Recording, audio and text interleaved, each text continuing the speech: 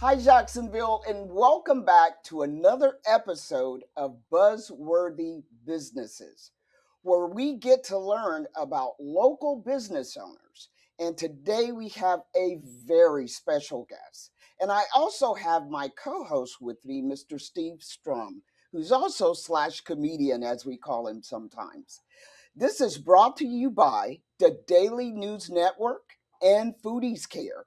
And today, the owner of NAIWBE, Miss Sylvia Walker, also author of This Ain't No Rehearsal. Love the book, Miss Sylvia Walker. Welcome. It's so good to have you Thank here. you so much. I've got to hear about your story. Yes, ma'am. Your medical field, your education, Yes. and wow, that book. Yes, ma'am. No rehearsal. Life, you can't rehearse it, is you get here and it's like, boom, you're here, deal with life, do what you got to do. Yes. So it all started just having a love for people.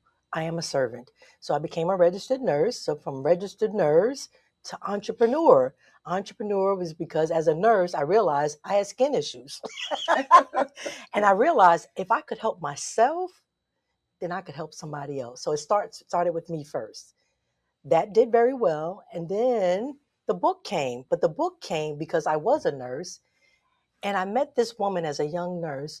She was a corporate nurse, and I'd never seen anybody that looked like me on that level. Mm-hmm. And she ended up hiring me. And she hired me for this job. And I said, after a week into the job, I was like, no wonder this job was vacant because nobody wanted to do it because it was so hard. There were no policies and procedures in place.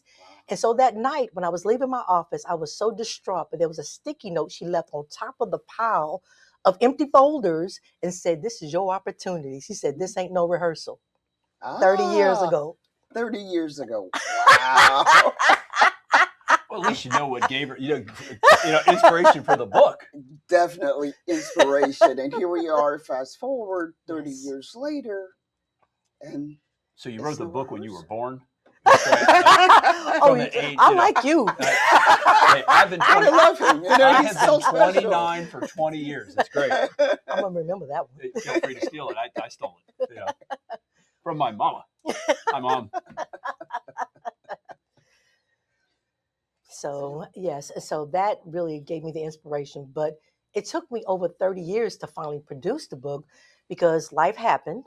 Right. And during the course of life, I had manuscripts over the years. And so when I would go back and read some of them, when I finally got to the point in 2025 to say, now I'm ready, after all that time, I said, this is an angry Black woman who wrote this book. I don't want to read it myself.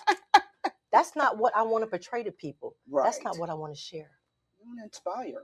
Exactly. And motivate them. Exactly.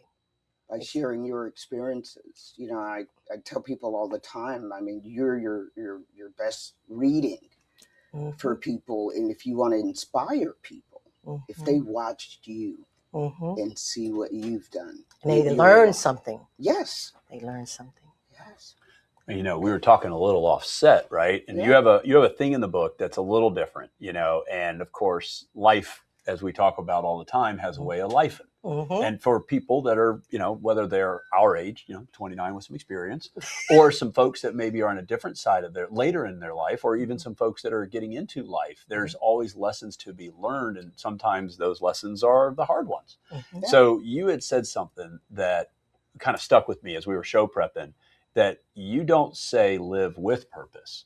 You say live on purpose. And there's a hashtag involved. And it's actually in the book. Yes. What does that mean? What that really means is each and every morning that you wake up, you have an opportunity to be the best version of yourself. I love that. And you get to start brand new. So renew your mind and don't wake up with yesterday. Absolutely. Share with us about what happened to you. In your being in the medical field, in that situation that you're not expected to be the patient. You're not expected to be on the other side. Share a little bit about how you came back from that. Yes. So first and foremost, most nurses are very difficult patients because you don't ever see yourself as being in the receiving role. You always see yourself as in the giving, you know. Yes. And so when I got sick and I had the stroke during COVID, um, it just blew my mind, because even within hours of it happening, my husband's like, "We got to go now. We have to get to the ER." I'm like, "Well, wait a minute now. What's going on?" I couldn't accept Right. what had just happened. The blessing was within hours, my husband was smart enough, being with me as long as he was. When my eyes crossed, he realized something was really medically wrong. And the fact that I got treatment within 24 hours, it really changed the outcome. Yes. So that was really key, you know. And so to get through that, and then to go to therapy and realize I still had some deficits, memory loss. I couldn't walk, so let me tell that part. And so I lost all my hair, and I mean, so I went through some challenges, but I thank God for today, because people Yes. who don't know me and they see me, they have no idea of what Right. happened. But in the book it tells a story, because at the end of that particular chapter is that's why you have to live on purpose, because you never know. Yes. Absolutely. Anything can happen, and you're a walking testimony. And I hear people say this a lot: you don't look like what you've been through. So I'm inspired to have you here. Thank you so much for stopping by to speak with Steve and I, and those of us here at the Daily News Network. And we're excited. I'm looking forward to finishing your book and get so more inspiration. Thank you so much, Thank Miss you for Sylvia having me. Walker, for stopping in Jacksonville. To the next time, please be blessed and stay focused.